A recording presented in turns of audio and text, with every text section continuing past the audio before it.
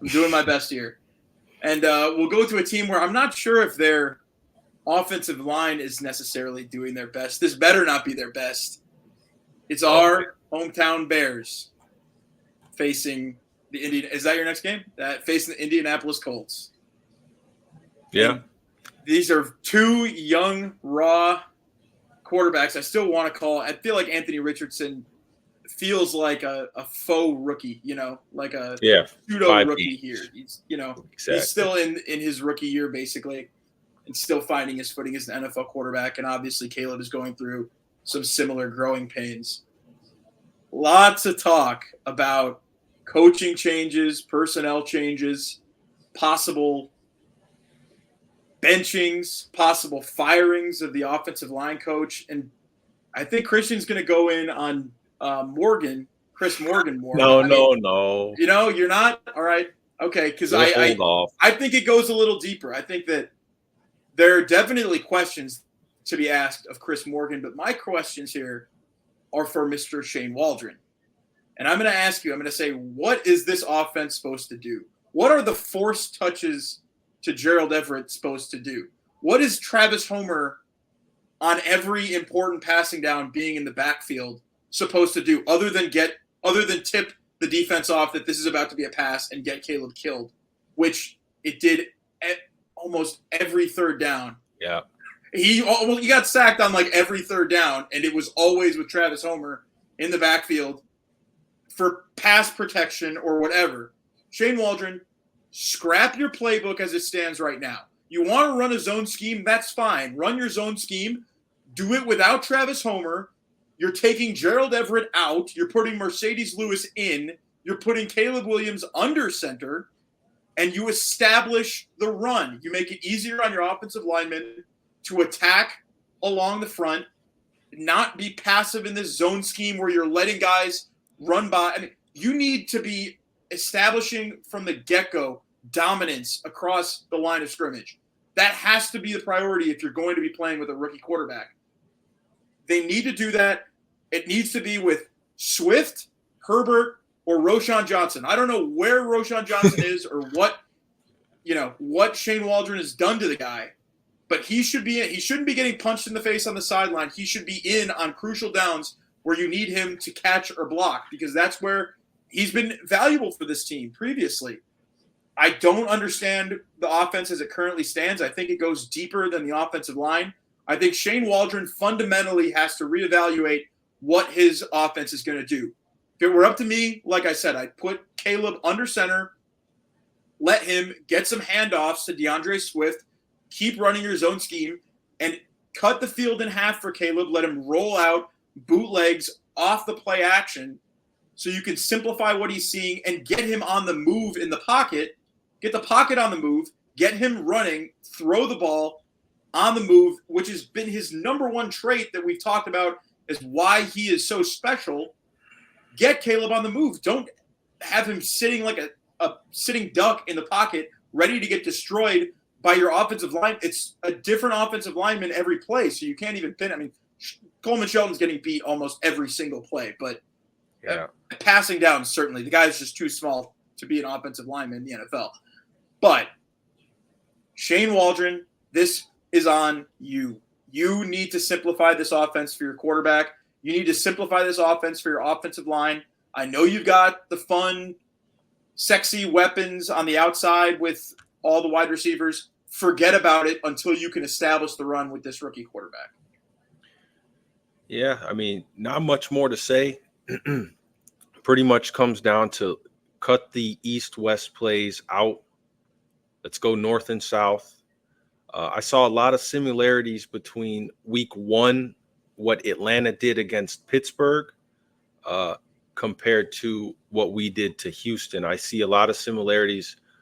Kirk Cousins looked helpless in that pistol formation. He looked helpless in certain formations. And I do agree we have to go at least figure out, we need to figure out how to get the run game involved early and keep it involved often, because it's very apparent that we want to pass the ball all the time. Bill Belichick has been saying this for months now, it feels like, but I don't think it bodes well for a team in Chicago to have to rely on an offense that passes the ball 30 plus times a game. So it's unless we actually position ourselves to be a run football team, I don't think we're going to have too much success this year at all. Now with Cleveland, I'm sorry, go ahead. No, I'm just saying, just to go off your point, it's one thing to have a tendency to where you're throwing the ball more than you run the ball. And that, teams will have that. Teams will have that breakdown. It's a completely opposite thing to have a player in Travis Homer that tips off that you're passing the ball. You are definitely passing the ball when you put him in. He's in there for pass protection or whatever. He's not a reliable. I feel like I'm going to be attacking Travis Homer here, but this is more about Shane Waldron, that you have players on your don't know how to use your personnel. Yeah, that's run the ball. If Gerald Everett can't run block, put Mercedes Lewis in there. You need to help your offensive line. They're begging for help in running the football. And if you can't run the football, you damn sure won't be able to pass the football, especially with the rookie quarterback. So Shane Waldron needs to figure it out. Yeah. And I think what epitomized that game on Sunday was that one play call where he had Cole Kmet pole blocking. He trying to get over. Yes. Was it Will Anderson? It was Will Anderson. He had to. It was Will Anderson. It's Cole Kmet helplessly. It's not even Cole Kmet's fault. It's an insane play call. Cole Kmet coming in motion across or pulling, as you said, across the line, a pull block pass protection. He's supposed to, I guess, meet Will Anderson, one of the most freakish edge rushers in the league, at the point of attack. And I have no idea what Cole Kmet was supposed to do on that play other than get stunned, which he did, leading to – this sounds crazy to me that we're talking about this, and it's not Tyson Bagent getting thrown to the wolves. This isn't Andy Dalton being sacrificed. This is your rookie quarterback who you're supposed to be protecting and developing, and he's getting throttled every other play. Like, there needs to be serious adjustments, whether it's in the play calling. I don't think that they're going to change how they block, and I have to imagine that as bad as Nate Davis and Coleman Shelton and Tevin Jenkins, as bad as the tape they're putting on there, I have to trust that the backups aren't playing much better in practice, because otherwise I think they'd be playing, Yeah, So I mean, I've been calling for Matt Pryor for – You have been banging the Matt Pryor drum. Look, why not see it? Why not see it? Because once you take him out, maybe Nate Davis will never want to play again. But we'll see. We need to. We don't want to. That's my one big, and I'll leave it here with my long Bears talk. My number one criticism of Ryan Poles, and this goes back to Velus Jones, Nate Davis. He was able to do it with Chase Claypool, but maybe that was based on the fact that he didn't draft the guy or sign the guy, and that was just a really harmful trade that he just absolutely had to come off of. But this guy has a very difficult time cutting his losses, even when he's got a good amount. I mean, he's got enough goodwill with ownership. Kevin Warren loves him. He's not getting fired by the McCaskies. The city is relatively happy with what he's done with the organization. But guys like Nate Davis, guys like Velus Jones, they feel like they have a job solely because they're a Ryan Poles guy, which is my biggest criticism of Ryan Poles. Get serious about your roster construction. If you signed a guy who happens to be one of the laziest players in football, just by indications, just by the reports that I've read of this guy not practicing. You're watching one play. You watch one play. Even just watch him play. If you watch him play, though, he has negative aggression when he's out there. He is avoiding contact when it comes to the second level. You watch. I understand an inside zone that you have. You step to the left and you don't necessarily worry about the guy on the right because you have your zone that you're worried about. He steps to the left, runs forward, sees two other guys, and then steps to the right when there's nobody there. This guy is avoiding contact in the run game, which I think that's my reason I'm criticizing Nate Davis. And I mean, we could keep going on and on about the offensive line and circles, but things need to change. Things need to get better. and I think it should go up as far as Waldron. And, with that, Eberflus too. I mean, Eberflus has to put his foot down, and he can't just absolve himself of being the head coach of this team. And that's another thing I want to say to Bears fans. Matt Eberflus is a great defensive coordinator. I'm willing to say that. Matt Eberflus is a great defensive coordinator. He has his pet side of the ball that he has coached up and is one of the best in the league. I will give him his kudos on that. The guy seems a little bit overmatched as a head coach, both in game and when it comes to managing his personnel and managing his coaching staff. I think he has way too much trust, and I can't believe I'm saying this, but way too much trust in Shane Waldron to make these changes. I don't understand how after week 1, seeing how poorly this offense played, the opening play of week 2 is a forced, awkward screen pass to Gerald Everett. That's Shane Waldron having way too much creativity and discretion in this offense.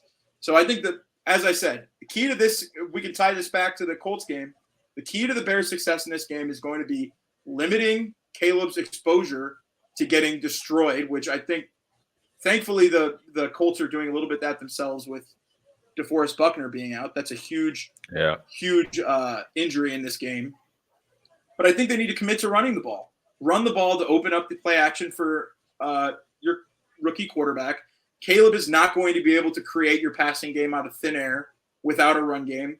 You absolutely need to establish that. And if you have to go under center to do it and give up your cute little Travis Homer, Gerald Everett formations, then too bad. But this team's going to have to win. They have to look good this week, or there are going to be serious alarm bells ringing, because this Colts team is beatable, and the defense is probably going to pull their weight, but this offense better be showing us something better than what we've seen the first 2 weeks, because it's been pretty dire. Yeah. I mean, I really hope Waldron takes a page out of Zach Robinson's playbook and realizes what he did wrong this week and in week 1, and comes into week 3 ready to establish the run and play off of play action. Because I'll tell you what, Caleb can do what Kirk Cousins did on Monday. I mean, he can. I know he can.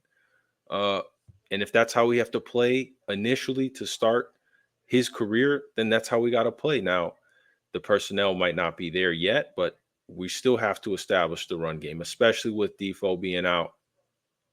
And then defensively, I love everything I'm seeing. Shout out to Jack Sanborn. I think he's playing great in the spot reps that he's getting.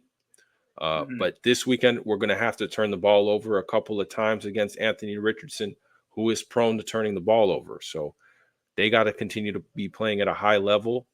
Offensively, we need to establish the run so we can work off of play action. I think that's goal number 1.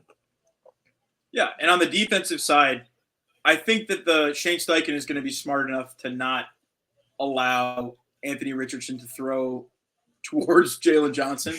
He didn't get thrown at all last week. He pretty much shut down his Tank Dell and Stephon Diggs whenever they were on him. Nico Collins was on Tyreek Stevenson most of the game.